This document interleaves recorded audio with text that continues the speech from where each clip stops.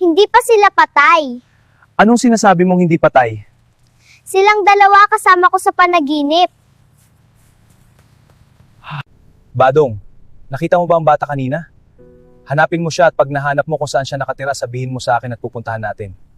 Masusunod po sir, ako po ang bahala.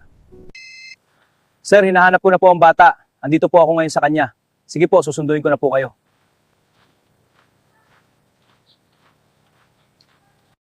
Bata, pwede ba kitang makausap? Sabi mo nakikita mo ang dalawang bata sa panaginip mo.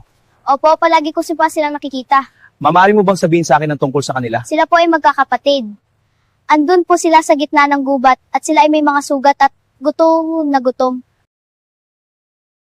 Baka totoo ang sinasabi ng bata. Pwede naman tayo magbaka sakali.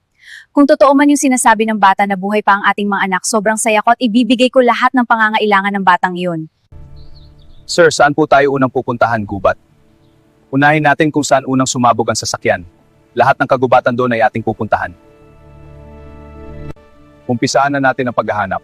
Sige, hanapin natin. Tingnan ang mga sira-sirang bahay. May makita kaya sa mga sira-sirang kotse? Suriin din natin ang mga hukay. Makita pa kaya nila ang dalawang anak nila o baka isang panaginip lang iyon? Abangan po natin ang mangyayari na susunod na kabanata. Huwag mong kalimutan mag-follow, share. Salamat po.